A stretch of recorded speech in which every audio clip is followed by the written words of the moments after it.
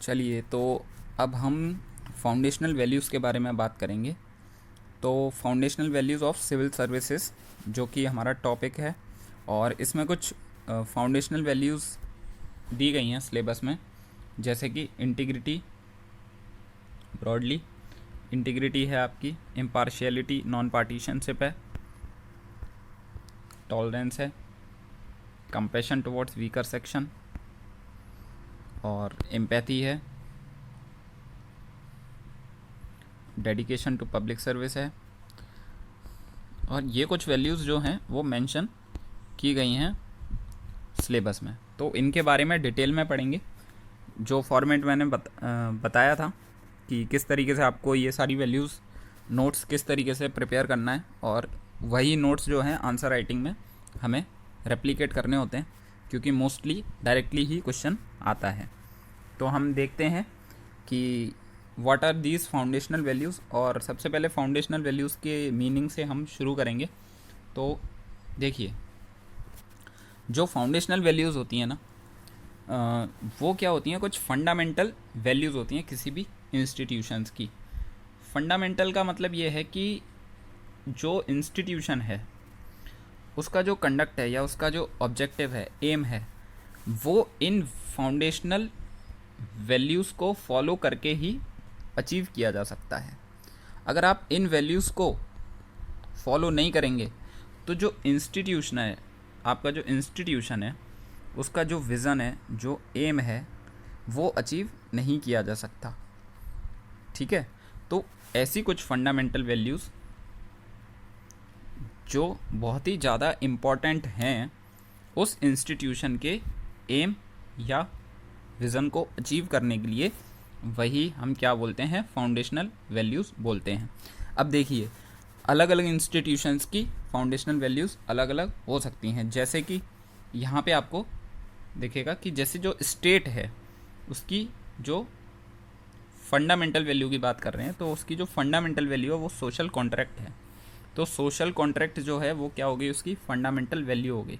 क्योंकि अगर स्टेट को कभी भी किसी पब्लिक के वेलफेयर में काम करना है या उसके लिए काम करना है, तो उसको एक social contract value, fundamental value चाहिए, तभी वो काम कर सकता है। तो जब लोगों का कॉन्ट्रैक्ट होगा, कंसेंट होगा, तभी जो स्टेट है वो लोगों के हित में काम कर पाएगा। अब जो सेकंड, जैसे बिजनेस देखते हैं, बिजनेस की फंडामेंटल वैल्यू क्या होती है, एफिशिएंसी और प्रॉफिट। तो जो बिजनेस का मेन एम होता है वो क्या होता है, वो होता है उसका एफिशिएंसी और प्रॉफिट। तो जो बिज़नेस है वो हमेशा उन फाउंडेशनल वैल्यूज़ को फॉलो करेगा जिससे कि वो एफिशिएंटली काम कर पाए, और वो हमेशा कुछ ना कुछ प्रॉफिट मतलब उसको हो, वो उसकी फाउंडेशनल वैल्यूज़ होंगी। तो ये, अब जैसे बिज़नेस की बात कर ली, ऐसे ही मीडिया जो है, मीडिया की फंडामेंटल वैल्यू क्या है, free and fair news and views. मतलब जो मीडिया है, अब उसको फ्री एंड फेयर न्यूज़ देना है और व्यूज़ देना है। तो अब इसकी कुछ फाउंडेशनल वैल्यूज़ क्या हो जाएंगी मीडिया की, तो मीडिया की फाउंडेशनल वैल्यूज़ हो जाएगी इम्पार्शियलिटी हो जाएगी, क्योंकि फेयर करना है ना, अनबाइज्ड न्यूज़ होनी चाहिए, ये उसकी कुछ फाउंडेशनल वैल्यूज़ हो जाएंगी। अब फ्री उसको करना है, मतलब कि प्रॉफिट नहीं है उसका, जो मेन एम है वो प्रॉफिट नहीं है, उसको कहीं ना कहीं जो मेन एम है वो उसका होना चाहिए, जो न्यूज़ है उसको कितने ज़्यादा लोगों तक पहुंचाया जा सकता है, वो मीडिया का काम होता है। मीडिया को फोर्थ पिलर ऑफ डेमोक्रेसी भी बोलते हैं, तो कहीं ना कहीं उसका रोल बहुत ज़्यादा होता है। और free and fair news and views उसकी एक फंडामेंटल वैल्यू है, जिसको अचीव करने के लिए ही उसकी फाउंडेशनल वैल्यूज़ होंगी। अब जैसे सिविल सोसाइटी है, तो सिविल सोसाइटी की जो फंडामेंटल वैल्यू है वो working for public cause obviously. और सिविल सर्विसेज, अब देखिए इसको थोड़ा सा एक्सप्लेन करता हूँ कि अब जो सिविल सर्विसेज है उसकी फंडामेंटल वैल्यू है सर्विस मोटिव।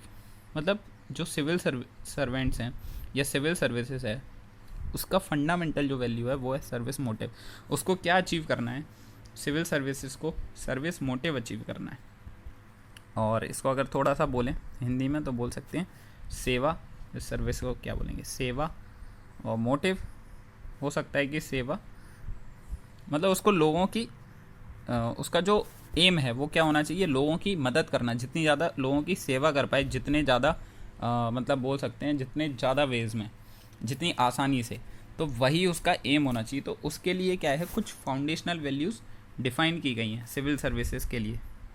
तो यही फाउंडेशनल वैल्यूज़ हम पढ़ते हैं जो हेल्प करती हैं सर्विस मोटिव को अचीव करने के लिए। जैसे इंटीग्रिटी हो गई, है ना, टॉलरेंस हो गया, कंपैशन हो गया। तो ये जितनी भी फाउंडेशनल वैल्यूज़ हैं, ये सब क्यों हैं? क्योंकि हमें सर्विस मोटिव जो अपनी फंडामेंटल वैल्यू है उसको अचीव करना है। तो ये हमने समझ लिया कि what is the foundational values क्या होती हैं और what is their role in civil services. क्या रोल होता है? सर्विस मोटिव अचीव करना ही रोल होता है। ठीक है, तो ये हमने इसकी डेफिनेशन देख ली और मीनिंग देख लिया। अब देखिए यहाँ पे आपको बताया गया है कि service motive can be achieved only when civil servant has values like these, जो भी डिस्कस की गई। अब देखिए, अब ये जो वैल्यूज़ है ना, यहाँ पे देखिए, अब जैसे दो मेन कमिटीज़ आती हैं जिन्होंने ये सारी वैल्यूज़ को रिकमेंड किया था। तो जब भी आप कोई क्वेश्चन लिखेंगे वैल्यूज़ से रिलेटेड, तो इन कमिटीज़ को हमेशा वहाँ पे मेंशन करेंगे, क्योंकि जैसे हम डायरेक्टली भी लिख सकते हैं these are the values that are recognised, लेकिन कुछ कमिटीज़ हैं जो काफ़ी बोल सकते हैं इंटरनेशनल कमेटी है, जैसे नोलन कमेटी है, और जो सेकंड एआरसी है, इंडिया की कमेटी है जो गवर्नमेंट की सेकंड एआरसी, उसने भी इन वैल्यूज़ को रिकॉग्नाइज़ किया है। तो जैसे ब्यूरोक्रेसी का जो कॉन्सेप्ट है वो वेस्ट से ही आया है मेनली, तो नोलन कमेटी यूके की जो कमेटी है उसको हम मेंशन कर सकते हैं। तो इन्होंने भी मेनली यही सारी वैल्यूज़ जो हैं डिस्कस की हैं। देखिए जैसे नोलन कमेटी है तो उसने 7 फंडामेंटल वैल्यूज़ बताई हैं सिविल सर्विसेज के लिए। तो वो कौन कौन सी हैं? अकाउंटेबिलिटी है, इंटीग्रिटी है, ऑनेस्टी है, सेल्फलेसनेस है, मतलब working without our own interest, और सेल्फलेसनेस बोल सकते हैं, ओपननेस है, ऑब्जेक्टिविटी और लीडरशिप। तो ये क्या है? 7 फंडामेंटल वैल्यूज़ हैं जो कि नोलन कमेटी ने रिकॉग्नाइज़ की हैं और उसने अपनी रिपोर्ट में बताई हैं। 1996 में उसकी रिपोर्ट आई थी। और यहीं सेकंड एआरसी है जो सेकंड एडमिनिस्ट्रेटिव रिफॉर्म कमीशन है, उसकी एक रिपोर्ट है एथिक्स इन गवर्नेंस। तो उसने भी जो ब्रॉड वैल्यूज़ जो अपने सिलेबस में प्रोवाइड की गई हैं वो कहीं ना कहीं उसने रिकॉग्नाइज़ की थी। तो वही सारी वैल्यूज़ आप जो सिलेबस में मेंशन है वो सारी वैल्यूज़ ही आप लिख सकते हैं इसमें। सेकंड एआरसी ने ये सारी वैल्यूज़ मेंशन या रिकॉग्नाइज़ की हैं सिविल सर्विसेज के लिए। अब देखिए इसको याद कैसे रखना है। जैसे मेनली जो ये तो आपके सिलेबस में मेंशन है ना सेकंड एआरसी की, तो ये तो आप याद पढ़ेंगे तो आपको याद ही रहेंगी। बट ये वाली जैसे वैल्यूज़ कभी कभी भूल जाते हैं।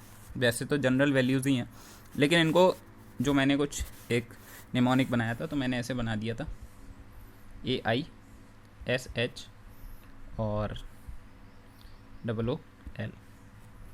तो पता नहीं, बस ऐसे मुझे याद है ये निमोनिक कि एशूल ऐसे मुझे याद है, तो आप भी इसको ऐसे याद कर सकते हैं। तो मैंने ऐसे ही याद किया था। ए से हो जाएगा जैसे कि अकाउंटेबिलिटी हो गया, नेट हाँ ए से अकाउंटेबिलिटी हो गया, आई से आपका हो गया इंटीग्रिटी, एस से आपका हो जाएगा सेल्फलेसनेस, एच से हो जाएगा ऑनेस्टी, ओ से ओपननेस, ऑब्जेक्टिविटी और एल से लीडरशिप। तो मैंने ये ऐसे निमोनिक बना के याद कर लिया था। आप भी इसको याद कर सकते हैं इसी तरीके से, या आप भी अपनी कोई ट्रिक से याद कर सकते हैं। तो ऐसे आप जब भी बार बार इसको लिखेंगे तो आपको ये याद हो जाएंगी। और ऐसे मतलब आंसर राइटिंग में काफ़ी यूज़ करना पड़ता है, तो एकदम से वहाँ पे अगर निमोनिक आपको आता है तो एकदम से सारी वैल्यूज़ आप मेंशन कर सकते हैं। तो ये हमने बात कर ली कि कौन कौन सी वैल्यूज़ हैं जो हमें मेनली पढ़नी है और फाउंडेशनल वैल्यूज़ क्या होता है। तो अब हम जो पहली वैल्यू की बात करते हैं जो कि है इम्पार्शियलिटी और नॉन पार्टिजनशिप। तो इसमें जो हमारा मेन फोकस होगा वो होगा डेफिनेशन या उसके मीनिंग को समझने में, और एग्जांपल्स को डिस्कस करेंगे। और बाकी अगर आप एक बार ये चीज़ समझ गए, मीनिंग समझ गए, एग्जांपल समझ गए, तो फिर आपको कहीं से भी पढ़ेंगे, किसी भी बुक से पढ़ेंगे तो आपको बहुत अच्छे से समझ में आ जाएगा। क्योंकि मेन जो एथिक्स में चीज़ होती है वो होती हैं जो टर्म्स हैं उनका मीनिंग और उनके बीच में बेसिक डिफरेंसेस क्या हैं, उनका सिग्निफिकेंस क्या है। तो ये चीज़ हम समझने की ज़्यादा कोशिश करेंगे, और बाकी मैं थ्योरी वाला पार्ट कम पढ़ाऊँगा, मीनिंग और कॉन्सेप्ट पे ज़्यादा ध्यान दूँगा। तो देखिए जो इम्पार्शियलिटी और नॉन पार्टिजनशिप है अगर हम ऐसे देखें तो दोनों का हमें मतलब एक जैसा ही लगता है। इम्पार्शियल होना मतलब क्या है कि किसी की मतलब अनबाइज्ड मैनर में काम करना, और नॉन पार्टीशनशिप होना भी क्या है, सेम ही है एक तरीके से देखा जाए तो। लेकिन कुछ एक बेसिक डिफरेंस क्या होता है, जो बेसिक डिफरेंस है वो ये होता है कि जब हम बोलते हैं कि हमें इम्पार्शियल वे में काम करना है तो उसका मतलब है कि हमें विदाउट डिस्क्रिमिनेशन काम करना है। विदाउट डिस्क्रिमिनेशन हमें किसी भी बेसिस पे डिस्क्रिमिनेट नहीं करना है, चाहे वो रिलीजन हो, रेस हो, कास्ट हो, कलर हो, है ना, रेस कलर या कुछ भी हो, है ना। हमें डिस्क्रिमिनेशन नहीं करना है जब भी हम पब्लिक सर्विस डिलीवरी कर रहे हैं। तो ये तो हो गया हमारा इम्पार्शियलिटी होना, कि हमें डिस्क्रिमिनेशन नहीं करना है। No discrimination on the basis of religion, race, caste, okay. वही नॉन पार्टीशनशिप जो होता है ना, उसका मतलब होता है कि हमें अपोलिटिकली काम करना है। अपोलिटिकली का क्या मतलब है, थोड़ा सा एक्सप्लेन करता हूँ। देखिए, जब हम बोलते हैं कि हमें अपोलिटिकल होके काम करना है, एक मिनट, जैसे अपोलिटिकल होके काम करना है, तो उसका मेन जो मतलब होता है वो ये होता है कि जब हम किसी जगह, जैसे मान लो आप एक सिविल सर्वेंट हैं, आप किसी जगह पोस्टेड हैं और आपको बहुत सारे काम करने हैं, है ना। लेकिन अब जो आपका काम है वो किस चीज़ से इन्फ्लुएंस नहीं होना चाहिए। यहाँ पे जो पॉलिटिकल लीडरशिप है वो किस आइडियोलॉजी की है या किस पार्टी की है, वो आपको इन्फ्लुएंस नहीं करना चाहिए, आपके वर्क को इन्फ्लुएंस नहीं करना चाहिए। चाहे कोई भी लीडरशिप आए, जो आपका काम है वो आप without being influenced with the ideology of the political leadership, आप अपना काम अपोलिटिकल तरीके से करेंगे। अब यहाँ पे चाहे, अब जैसे आप सिविल सर्वेंट हैं, अब यहाँ पे चाहे ए आ जाए पावर में, चाहे बी आ जाए, ठीक है, आप दोनों के लिए ही, आप तो एक सिविल सर्वेंट है ना, आपका काम क्या है, सर्विस मोटिव। आप तो दोनों के लिए ही एक अनबाइज्ड मैनर में काम करेंगे। ए आएगा तब भी आप उतना ही अपना काम करेंगे अच्छे से, बी आएगा तब भी करेंगे।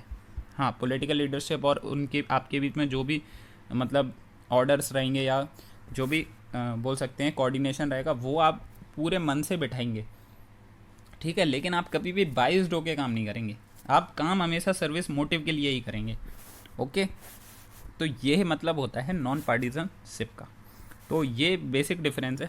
अब देखिए, इनका एग्जाम्पल हमने जैसे देख लिया, यही इनमें मेनली हम एग्जाम्पल देख सकते हैं। और जैसे एक एग्जाम्पल मैंने यहाँ पे लिखा है कि जैसे जब भी कभी जो मीडिएशन होते हैं या एग्रीमेंट्स होते हैं, जैसे मान लो नक्सल एरियाज़ में हो गए, या फिर बोल सकते हैं जो नागा एग्रीमेंट हुआ था, तो ये सारे जो भी एग्रीमेंट्स होते हैं इनमें हमें बेसिकली यही चीज़ों की ज़रूरत रहती है कि कोई भी हम जब एग्रीमेंट कर रहे हैं या कॉन्ट्रैक्ट्स जैसे देते हैं हम, एक अगर सिविल सर्विसेज के पॉइंट ऑफ व्यू से देखें तो एक जैसे सिविल सर्वेंट है, अब उसको मान लो कोई टेंडर इशू करना है या कोई कॉन्ट्रैक्ट इशू देना है किसी भी डेवलपमेंट को देकर, है ना, तो कभी भी वो अपने इस प्रोसेस में मतलब डिस्क्रिमिनेशन नहीं करेगा, है ना।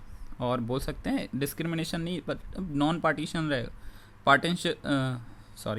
नॉन पार्टीशनशिप का रोल बहुत ज़्यादा रहेगा, क्योंकि ये जो है वो एकदम फ्री और फेयर होने चाहिए। फ्री तो नहीं बोल सकते, मतलब फेयर होना चाहिए। तो ये जो चीज़ है वो फेयर होना चाहिए, अनबाइज्ड होना चाहिए, यही जो मतलब होता है वो होता है नॉन पार्टीशनशिप का।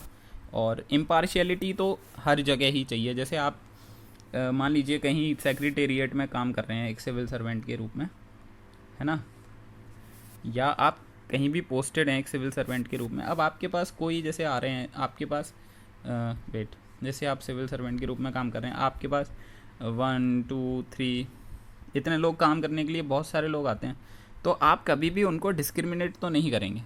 मतलब ना तो उसके बोल सकते हैं स्टेटस के बेसिस पे करेंगे, ना तो उसके रेस के बेसिस पे करेंगे, कास्ट मेनली कास्ट के बेसिस पे नहीं करेंगे। तो ये सब चीज़ें जब आप फॉलो करेंगे तो आपका जो मेन मोटिव है सर्विस मोटिव वो अचीव होगा।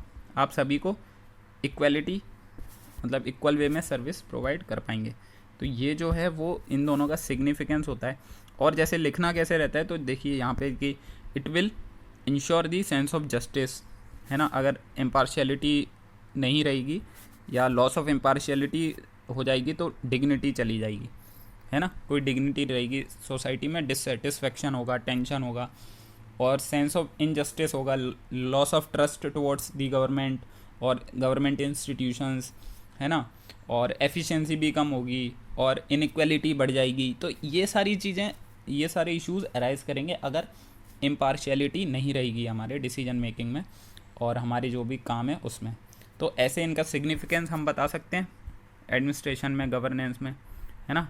अब ये जैसे अभी बताया है तो ऐसे आप ये सारी चीज़ें लिख सकते हैं, जैसे कि ये क्या प्रमोट करते हैं, ऑब्जेक्टिविटी और quality in decision making promote करते हैं और डिसीजन मेकिंग में क्वालिटी आती है, मेरिट के बेसिस पे डिसीजन लेना होता है, ये सारी चीज़ें प्रमोट करती हैं ये इम्पार्शियलिटी और नॉन पार्टीशनशिप। और they eliminate the feeling of injustice, है ना, स्ट्रॉन्ग सोसाइटी इस्टेब्लिश करती हैं, वही ट्रस्ट डेवलप होता है गवर्नमेंट इंस्टीट्यूशंस के टुवर्ड्स। तो इमेंस डाइवर्सिटी है, जैसे इंडिया क्या है, इतनी सारी डाइवर्सिटी, अगर डिस्क्रिमिनेशन करने लगे हम इन चीज़ों के बेसिस पे तो बिल्कुल मतलब बहुत ज़्यादा दिक्कत हो जाएगी ना। इतने डाइवर्स लोग हैं अपने यहाँ, इतनी डाइवर्सिटी है, तो हम सब चीज़ों को रिस्पेक्ट करेंगे, सबको इक्वली ट्रीट करेंगे, तभी तो हम सर्विस मोटिव अचीव कर पाएंगे। तो यही चीज़ें इसमें बताई गई है मेनली, ठीक है। अब देखिए ये इसमें दिया गया है, PDF पढ़ो, समझ आ जाएगा। और जैसे यहाँ पे देखिए मैंने एग्जांपल्स कुछ मेंशन किए हैं, ये आपको समझ में आएंगे। जैसे जो मेजर इंस्टीट्यूशंस होते हैं ना, जैसे इलेक्शन कमीशन ऑफ इंडिया हो गया या कैग हो गए या सेंट्रल विजिलेंस कमीशन हो गया, जैसे CVC हो गया, तो ये सारी, जैसे UPSC हो गया, है ना, या स्टेट PSCs हो गए, तो ये अगर इम्पार्शियल वे में काम करेंगे तो क्या है कि ये मेरिट को प्रमोट कर पाएंगे।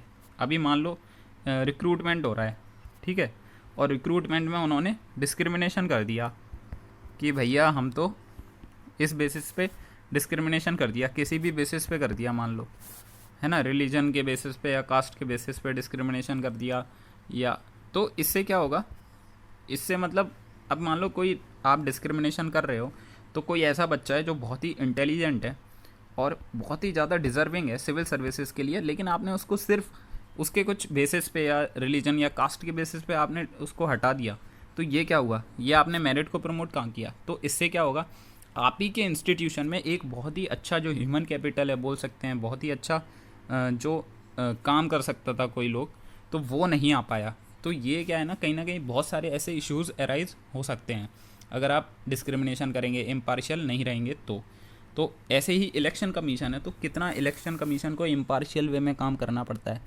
क्योंकि ट्रस्ट है लोगों का इलेक्शन कमीशन के ऊपर। तो इलेक्शन कमीशन ने अगर थोड़ा सा भी बोल सकते हैं इम्पार्शियलिटी नहीं दिखाई तो लोगों का ट्रस्ट ही चला जाएगा। तो जो गवर्नमेंट बन रही है या जो पॉलिटिकल लीडरशिप इलेक्ट हो रही है वो ट्रस्ट के बेसिस पे ही नहीं रहेगी। तो ये हम बोल सकते हैं कि जो इलेक्शन कमीशन है या UPSC है या PSCs हैं, ये कुछ ऐसे इंस्टीट्यूशन हैं जो बहुत ही ज़्यादा इम्पार्शियलिटी शो करते हैं, ऐसा हम देखते हैं ये करते हैं, और इनको ऐसा करते रहना चाहिए, बिल्कुल भी लॉस नहीं होनी चाहिए इम्पार्शियलिटी, नहीं तो बहुत दिक्कत, मतलब इनएफिशिएंसी और लैक ऑफ ट्रस्ट, ये सारी इनजस्टिस, ये सारी चीज़ें हमें देखने को मिल सकती हैं, है ना। तो ये आप कंक्लूज़न कैसे करना है, ये सब चीज़ें इसी में मेंशन है, ये मैंने जो समझाया वही चीज़ लिखी है। तो ये सारे इश्यूज़ वगैरह भी इसमें मेंशन किए गए हैं, तो ये आप देख लेंगे। अब जो अपनी अगली वैल्यू है वो है इंटीग्रिटी। तो हम इंटीग्रिटी की बात करेंगे। तो देखिए जो इंटीग्रिटी है ना, ये क्या है, ये ऐसा बोला जाता है कि जो इंटीग्रिटी है it is one of the most important value of civil services. तो जो इंटीग्रिटी है ये one of the most important value है, ठीक है। अब वही हम इसके मीनिंग को समझेंगे एग्जांपल्स के थ्रू। तो देखिए जब हम बोलते हैं कि किसी सिविल सर्वेंट के अंदर में इंटीग्रिटी होनी चाहिए, इसका क्या मतलब है, इसका सीधा सा मतलब होता है उसके जो बिहेवियर है उसमें क्या होना चाहिए, कंसिस्टेंसी होनी चाहिए।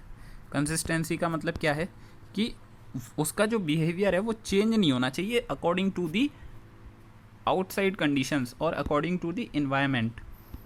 मतलब कि एक एग्जांपल देखते हैं कि देखिए इसमें जो मैंने एक एग्ज़ाम्पल लिखा है, वो जो एग्ज़ाम्पल है वो एक यूपीएससी के टॉपर के ब्लॉग से मैंने देख के लिखा है, तो ये बहुत अच्छे से इंटीग्रिटी को समझाता है।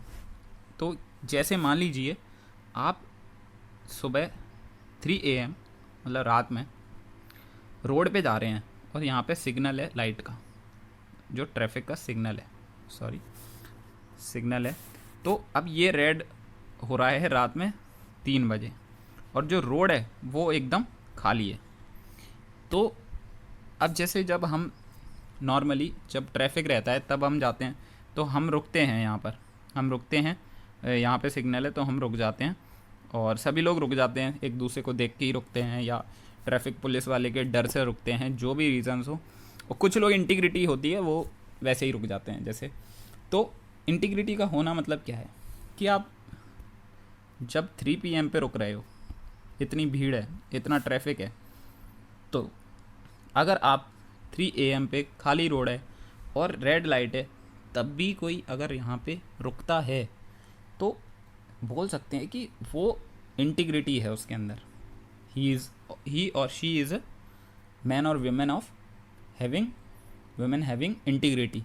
तो इंटीग्रिटी मेनली यही होता है कि कंसिस्टेंसी आपके वैल्यू सिस्टम में है ना, आपकी जो वैल्यूज़ हैं जिनको आप फॉलो करते हैं, तो आप उनको कभी तोड़ेंगे नहीं।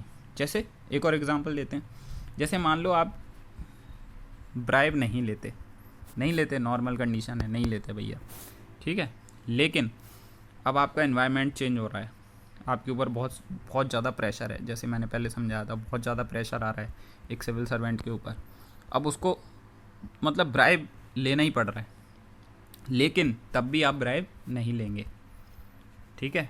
तो ये क्या हो गई, आपके जो वैल्यू सिस्टम है उसमें क्या हो गई, कंसिस्टेंसी हो गई कि आप ब्राइब नहीं लेते, मतलब आप नहीं लेते, है ना। आप मतलब जैसे बोल सकते हैं, यहाँ पे गांधी जी का एग्जांपल दे सकते हैं कि उन्होंने हमेशा ट्रुथ और नॉन वायलेंस को फॉलो किया। नॉन वायलेंस को उन्होंने फॉलो किया, उन्होंने कभी वायलेंस को मतलब उन्होंने हमेशा डिस्करेज किया कि वायलेंस नहीं होना चाहिए किसी भी तरीके से। वो हमेशा नॉन वायलेंस को फॉलो करते रहे, तो वो बोल सकते हैं मैन ऑफ इंटीग्रिटी थे, ठीक है।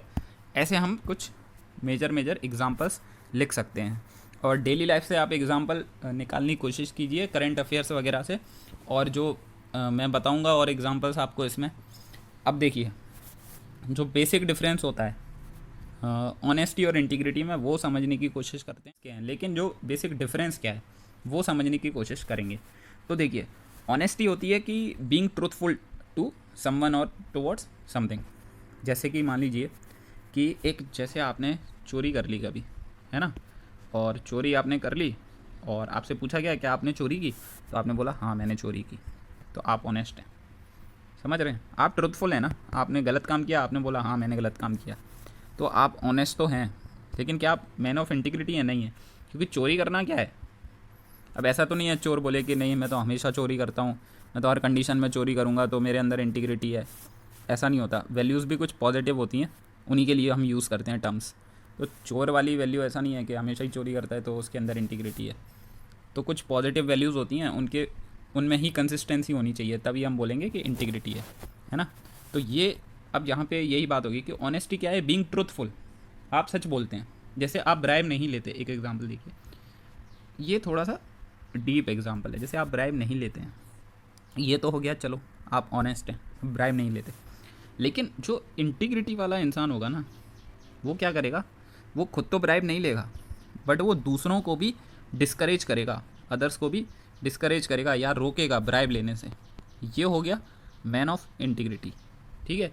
यहाँ पे हम बोलते हैं कि ये इंटीग्रिटी है और ये क्या है, ऑनेस्टी है कहीं ना कहीं। ये एक ऑनेस्टी का पॉजिटिव एग्जांपल है, ठीक है। लेकिन जो इंटीग्रिटी है वो एक और ज़्यादा हायर वैल्यू है, बोल सकते हैं कि ये जो इंटीग्रिटी है वो ऑनेस्टी से ज़्यादा बड़ी वैल्यू है ना, और ज़्यादा डीप में जाती है इंटीग्रिटी।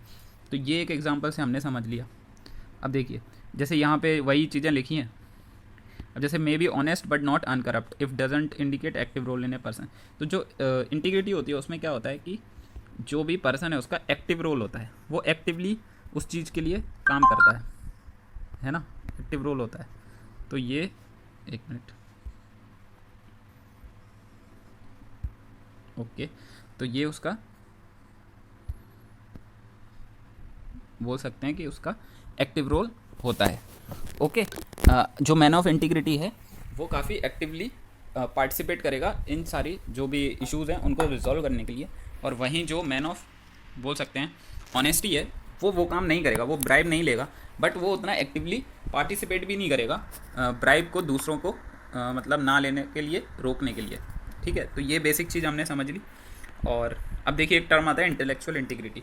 तो इंटेलेक्चुअल इंटीग्रिटी कुछ नहीं होता, इसका सीधा सा मतलब ये होता है कि आप दूसरों से जैसा बिहेवियर एक्सपेक्ट करते हैं वैसा ही आप भी बिहेव करें दूसरों के प्रति।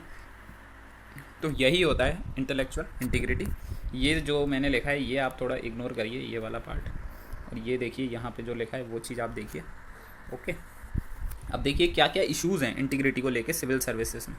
तो ऐसा देखा जाता है कि there is a loss of integrity in civil services. ये कहाँ कहाँ पे मैनिफेस्ट करता है अपने आप को, जैसे कुछ ऐसे इवेंट्स या इंस्टेंसेस होते हैं जहाँ ये देखा गया है कि जो सिविल सर्विसेज है उसमें इंटीग्रिटी लॉस हो रही है, जैसे कि करप्शन, नेक्सस करप्शन है, जो पॉलिटिकल लीडरशिप होती है, पॉलिटिकल और ब्यूरोक्रेसी के बीच में जो करप्शन, जो नेक्सस होता है उसकी वजह से जो करप्शन होता है, ये काफ़ी बड़ा एक इशू है। इंटीग्रिटी कम है इसीलिए ये बहुत बड़ा जो करप्शन का इशू है वो अराइज होता है। तो जो सेकंड, जैसे हम देख सकते हैं कि इन्फॉर्मेशन जो होती है ना, जो कॉन्फिडेंशियल या लीक कर देते हैं इन्फॉर्मेशन, बहुत इंपॉर्टेंट, ये भी एक इंटीग्रिटी का इशू है। ठीक है, misuse of power, human rights violation के इश्यूज़ जैसे कि कस्टोडियल डेथ्स और रेप केसेस हम न्यूज़ में कभी कभी देखने को मिल जाते हैं कि कस्टोडियल डेथ्स, जैसे रिसेंटली तमिलनाडु का एक केस आया था, है ना, और रेप्स ये वाले केसेस भी मिलते हैं, फेक एनकाउंटर्स के केसेस हमें देखने को मिलते हैं, और फॉल्सली इम्प्लीकेटिंग इनोसेंट पीपल, मतलब गलत, जैसे अभी हमने देखा कि न्यूज़ में रिसेंटली देखा कि कुछ 2 लोग थे, उनको 19 to 20 ईयर्स बाद, मतलब ऐसा था कि वो कस्टडी में रहे और 19 से 20 साल बाद उनको मतलब बोल सकते हैं कि वो गिल्टी नहीं थे, तो उनको फिर, और तब तक वो कहाँ पे रहे, वो कस्टडी में रहे, जेल में रहे। तो इतना मतलब इंटीग्रिटी कम रहता है, या ये कहीं ना कहीं जो हमारा जस्टिस का प्रोसेस है उसका भी इशू है कि जो प्रोसीजर फॉलो किया जाता है वो काफ़ी लेंदी, वो सारी चीज़ें हैं, बट कहीं ना कहीं इंटीग्रिटी का भी इशू है, क्योंकि ऐसे फॉल्सली लोगों को केसेस वगैरह लगा के उनको काफ़ी टाइम तक ऐसे कस्टडी में रखा जाता है। तो ये सारे इश्यूज़ क्या हैं, integrity, there is a lack of integrity, इसलिए ये सारे इश्यूज़ अराइज होते हैं। अब देखिए जैसे ये करप्शन का बता दिया, कोएर्सिव और कल्यूसिव करप्शन के इंसिडेंट्स। अब ये कोएर्सिव और कल्यूसिव करप्शन क्या होता है, ये आप करप्शन में जब पढ़ेंगे तब अच्छे से पढ़ेंगे। कोएर्सिव मतलब होता है किसी को हम फोर्स करते हैं करप्शन करने के लिए बाहर से, जैसे हम फोर्स कर रहे हैं कि नहीं आप इतने ये पैसे दीजिए, नहीं तो आपका काम नहीं होगा, तो ये हो गया कोएर्सिव। और कल्यूसिव होता है जब जो करप्शन, जो ब्राइब ले रहा है और जो करप्शन कर रहा है उन दोनों का ही फ़ायदा हो, तो दोनों मिलके जब करप्शन करें किसी चीज़ के लिए तो वो कल्यूसिव होता है। कोएर्सिव होता है जब किसी को हम फोर्स करें, है ना। तो ये सारे इश्यूज़ हमें लैक ऑफ इंटीग्रिटी की वजह से देखने को मिलते हैं। अब इसमें बताया गया है कि हम इन इश्यूज़ को कैसे एड्रेस कर सकते हैं। ठीक है, तो इनको कैसे एड्रेस कर सकते हैं, सबसे पहला तो जो मेन इशू होता है और जो मेन बोल सकते हैं सोल्यूशन होता है वो होता है कि ट्रांसपेरेंसी हम ज़्यादा से ज़्यादा इंक्रीज़ करें डिसीजन मेकिंग में, तो जो इंटीग्रिटी है वो भी कहीं ना कहीं बढ़ेगी, क्योंकि ट्रांसपेरेंट वे में जब कोई काम होता है तो अकाउंटेबिलिटी भी बढ़ती है, मतलब कि उसको बोल सकते हैं कि उसका जवाब देना पड़ता है कि क्यों आपने ऐसा डिसीजन लिया, और उसको मेरिट पे ऑब्जेक्टिवली काम करना पड़ेगा, फिर ऐसे वेग या डिस्क्रिमिनेशन करके कोई काम नहीं कर सकते, है ना। तो जब हम ट्रांसपेरेंसी बढ़ाएंगे तो क्या होगा, इंटीग्रिटी भी कहीं ना कहीं अपने आप इंश्योर हो जाएगी। और जैसे डिस्क्रिशन को कम से कम करें डिसीजन मेकिंग में, तो डिस्क्रिशन को कम करने का मतलब क्या है कि जैसे कोई एक सिविल सर्वेंट है, उसके पास डिस्क्रिशन है कि वो डिसीजन अपने हिसाब से ले सकता है। तो जो इतने सारे सिविल सर्वेंट्स हैं इंडिया में, अगर सभी अपने हिसाब से डिसीजन लेंगे तो इनकन्सिस्टेंट डिसीजन मेकिंग हो जाएगी, कोई किसी बेसिस पे लेगा, कोई किसी बेसिस पे लेगा, तो इससे क्या होगा, इंटीग्रिटी प्रमोट नहीं हो पाएगी। जैसे वही सिचुएशन में एक डिसीजन आप अलग लेंगे और अगर दोबारा वैसी ही सिचुएशन आई तो आप अलग डिसीजन लेंगे, तो हम उस चीज़ को मतलब जस्टिफाई नहीं कर पाएंगे कि ऐसा डिसीजन क्यों लिया, क्योंकि डिस्क्रिशन ज़्यादा है वहाँ पे, है ना। तो डिस्क्रिशन को कम करेंगे और ऑटोमाइजेशन करेंगे प्रोसेसेस का, और एक कंसिस्टेंट बिहेवियर अगर शो होगा इन चीज़ों से, ऑटोमाइजेशन से, तो मतलब बहुत ज़्यादा इंटीग्रिटी को इंश्योर किया जा सकता है। अब एक कॉन्सेप्ट आता है इंटीग्रिटी पैक्ट। तो ये देखिए ट्रांसपेरेंसी इंटरनेशनल जो NGO है, जो अपने सिलेबस में भी मेंशन्ड है, और सीवीसी के बीच का ये एक बोल सकते हैं कॉन्सेप्ट है जो कि लेकर आए हैं 1996 से ये कॉन्सेप्ट चल रहा है। तो इसमें क्या होता है कि कोई भी दो ऑर्गेनाइजेशन है उनके बीच में एक पैक्ट होता है और वो आपस में ये पैक्ट करते हैं कि with in this time limit हम जो भी ऑब्जेक्टिव है अपना उसको अचीव करने की कोशिश करेंगे। तो ये कुछ नहीं, एक मोरल फोर्स है उनका कि हम इंटीग्रिटी पैक्ट कर रहे हैं कि नहीं, हम काम जितना अच्छे से और जितना जल्दी हो सकेगा इतने टाइम में और ये जो भी हमारा ऑब्जेक्टिव है उसको अचीव करने की कोशिश करेंगे। तो ऐसे हम इंटीग्रिटी पैक्ट कर सकते हैं किसी के भी साथ कि उसको वायलेट करेंगे तो वो लॉस ऑफ इंटीग्रिटी को, मतलब एक तरीके से ये इंटीग्रिटी को इम्प्रूव करने का भी एक तरीका है। और जो एंटी करप्शन इंस्टीट्यूशंस हैं उनके थ्रू हम कर सकते हैं। जैसे अगर कहीं करप्शन करते हैं तो जो एंटी करप्शन इंस्टीट्यूशन है वो बहुत इफ़ेक्टिवली काम करेंगे ना, तो लोगों को ये डर रहेगा कि नहीं, हमें करप्शन नहीं करना है या हमें इंटीग्रिटी के साथ ही काम करना है, नहीं तो हमारे ऊपर एक्शन लिया जा सकता है। तो जो एंटी करप्शन इंस्टीट्यूशंस हैं उनको और ज़्यादा स्ट्रॉन्ग करके ये इंटीग्रिटी को इंश्योर किया जा सकता है। अब जैसे कल्चर ऑफ रिस्क टेकिंग को प्रमोट कर सकते हैं, ठीक है, तो ये भी इंटीग्रिटी को मतलब कहीं ना कहीं, क्योंकि ऐसा भी होता है कि लोग रिस्क नहीं लेना चाहते तो वो कहीं ना कहीं वो उस डिसीजन मेकिंग को मतलब बहुत अच्छे से डिसीजन नहीं ले पाते क्योंकि उनके पास जो रिस्क टेकिंग जो कल्चर है वो नहीं है अपने यहाँ लोगों को क्या है, रिस्क अवर्जन, कि जैसे एक आपको काम करना है, उस काम करने के लिए आपको एक रिस्क लेना है कि नहीं यार ये स्टेप लेंगे तो ये काम और अच्छे से हो जाएगा और हम रिसोर्सेज को एफिशिएंटली यूज कर सकते हैं। लेकिन वो कल्चर ही नहीं है। आप जैसे एक रास्ते पे जा सकते हैं, आपको एक जंप करके जाना है, ठीक है, मान लो बीच में नाला है, आप जंप करके जा सकते हैं, ठीक है, और आप कॉन्फिडेंट है कि नहीं मैं जंप करके चला जाऊंगा। लेकिन दूसरा रास्ता क्या है कि आप 2 किलोमीटर चल के उसी रास्ते पे पहुंचो। तो अपने यहाँ वो जो सेकंड वाला वे है ना, 2 किलोमीटर चलने वाला, उसको प्रमोट करेंगे। जो आप ये जो रिस्क लेके आप डायरेक्टली जा सकते हैं और आप कॉन्फिडेंट भी हैं, आप में वो एबिलिटी भी है, तब भी आप नहीं जा सकते क्योंकि उसको प्रमोट ही नहीं किया जाएगा। तो ये भी एक इशू है कि हम कल्चर जो रिस्क टेकिंग कल्चर है उसको प्रमोट नहीं करते, तो उसका भी प्रमोशन करेंगे तो रिसोर्सेज की बचत होगी और इंटीग्रिटी भी कहीं ना कहीं इम्प्रूव होगी। और परफॉर्मेंस बेस्ड कल्चर है उसको प्रमोट करना चाहिए। जैसे मान लो प्रमोशंस हो गए या पोस्टिंग्स हो गई, मेनली प्रमोशंस हो गए, तो उसमें हमें प्रमोशन जो है वो परफॉर्मेंस के बेसिस पे होना चाहिए। अगर आप ये देखिए कि किसी का परफॉर्मेंस कैसा है, उस हिसाब से उसकी सैलरी डिसाइड कीजिए, उस हिसाब से उसको प्रमोट कीजिए, रिवॉर्ड्स दीजिए जो अच्छा काम कर रहे हैं। तो इंटीग्रिटी को प्रमोट करने के ये तरीके हैं। और भी कुछ तरीके हो सकते हैं, जैसे ट्रेनिंग के थ्रू कर सकते हैं। जैसे मान लीजिए ये इशू जो आ रहा था कि after 10 to 15 years there is a lack of integrity, तो आप एक बोल सकते हैं कि पीरियोडिक ट्रेनिंग करवाइए उनकी, 10 to 15 ईयर्स के बाद भी ट्रेनिंग होनी चाहिए, 1 महीने की या 2 महीने की। तो ये सारी चीज़ें हैं, ट्रेनिंग को और ज़्यादा अपन बोल सकते हैं पीरियोडिक बना सकते हैं। क्योंकि अभी ऐसा देखा जाता है कि सिविल सर्वेंट की ट्रेनिंग हो गई एक बार, फिर उसको मतलब दोबारा ट्रेनिंग कम मिलती है। तो उसकी अगर पीरियोडिक ट्रेनिंग होगी तो वो जो कल्चर है या उसके अंदर जो वैल्यूज़ हैं वो कहीं ना कहीं और ज़्यादा स्ट्रॉन्ग होंगी। और लॉज रूल्स और रेगुलेशन के थ्रू तो हम कर ही सकते हैं, लॉज बना सकते हैं जिनको फॉलो किया जा सके। तो ये सारे हो गए। अब जैसे कि सेकंड ARC ने एक कॉन्सेप्ट दिया है, यहाँ पे ये सारे लिखे हैं, जैसे ट्रेनिंग, लॉ, रूल्स, रेगुलेशन। अब सेकंड ARC ने एक कॉन्सेप्ट दिया है जिसको कोड ऑफ एथिक्स बोला गया है। तो उसने बोला है कि हर एक डिपार्टमेंट में एक कोड ऑफ एथिक्स होना चाहिए। जैसे कोड ऑफ कंडक्ट तो होता है, लेकिन कोड ऑफ कंडक्ट को उतना ज़्यादा इथिकल वे में नहीं फॉलो किया जाता। तो एक कोड ऑफ एथिक्स होगा ना तो और ज़्यादा इथिकल वे में जो वैल्यूज़ हैं उनको फॉलो किया जाएगा। जैसे शायद से इंडिया में कैग के लिए कोड ऑफ एथिक्स है, तो ऐसे अगर हम और भी इंस्टीट्यूशंस के लिए करेंगे कोड ऑफ एथिक्स तो कहीं ना कहीं इन वैल्यूज़ को या इंटीग्रिटी को और ज़्यादा प्रमोट किया जा सकता है। और जैसे इंटीग्रिटी टेस्टिंग भी एक कॉन्सेप्ट दिया है कि हम रैंडमली ये टेस्ट करें किसी भी, जैसे सिविल सर्वेंट हो गया या इंस्टीट्यूशंस हो गए, उनमें रैंडमली चेक करें कि उनमें इंटीग्रिटी है या नहीं। बोल सकते हैं ये एक स्पाई जैसा तरीका हो सकता है कि हम टेस्ट कर रहे हैं, उनको बता नहीं रहे हैं। तो ये इंटीग्रिटी टेस्टिंग का एक तरीका है जिसके थ्रू भी हम इंटीग्रिटी है उसको बढ़ा सकते हैं। अब ये देखिए, ये इंटीग्रिटी ही नहीं, आप कोई भी वैल्यू आती है ना उसमें इन सारी चीज़ों का यूज़ कर सकते हैं, क्योंकि ये सिर्फ इंटीग्रिटी को ही नहीं इंश्योर करता। देखिए मैं अभी आपको एक चीज़ बताऊंगा। अब ये सारे हमने देख लिया, अब जो अगली वैल्यू आएगी ऑब्जेक्टिविटी, उसको हम अगले लेक्चर में कवर करेंगे। यहाँ पे मैं आपको एक चीज़ बताता हूँ जो कि बहुत ही ज़्यादा आपको काम आएगी। देखिए, जब भी हम किसी भी वैल्यू की बात करते हैं, आंसर राइटिंग के लिए है ये चीज़। तो ये सारे हमने स्टेप्स देखे, ये सिग्निफिकेंस देखा इंटीग्रिटी का, उसका एप्लीकेशन भी हम जैसे इंटीग्रिटी का लिख सकते हैं। अब ये सिग्निफिकेंस आप लिख लेंगे जब मैं और भी वैल्यूज़ का सिग्निफिकेंस बताऊंगा। ब्रॉडली सारा जो है आप मतलब इंटर रिलेट करके लिख सकते हैं। जैसे कैसे, देखिए इस बार जैसे क्वेश्चन आया टॉलरेंस और कंपैशन, तो मेनली क्या होता है ना कि एक या दो ही क्वेश्चन आते हैं हर एक टॉपिक से। तो उन सब टॉपिक को आप क्या करेंगे, जो भी कंटेंट पढ़ रहे हैं उसको इंटर रिलेट करेंगे ना, तो आंसर राइटिंग बहुत आसान हो जाएगी। जैसे मान लो अपन इंटीग्रिटी हमने पढ़ा है ना, ये हमने इंटीग्रिटी पढ़ा। अब हमने इंटीग्रिटी के बारे में क्या पढ़ा, इसकी डेफिनेशन तो चेंज नहीं होगी, वो अलग रहेगी वैल्यूज़ की, लेकिन क्या हम इंटर रिलेट करके लिख सकते हैं वो बताता हूँ। जैसे हमने इंटीग्रिटी में एग्जांपल्स देखे, वो एग्जांपल्स इंटीग्रिटी के लिए अच्छे थे, है ना। आप और भी हम देखेंगे एग्जांपल्स को यूज़ कैसे कर सकते हैं।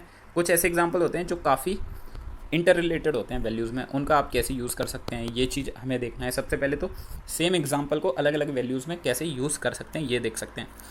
और मेन चीज़ क्या देख सकते हैं कि इंटीग्रिटी जैसे है तो इन वैल्यूज़ का जो सिग्निफिकेंस होता है ना, ये मेनली ज़्यादातर सेम ही रहता है, एक जैसा रहता है बोल सकते हैं। जैसे इम्पार्शियलिटी में हमने देखा था कि इम्पार्शियलिटी का क्या सिग्निफिकेंस था कि सेंस ऑफ जस्टिस, है ना, इक्वलिटी, मेरिट, ठीक है, एफिशिएंसी प्रमोट करना।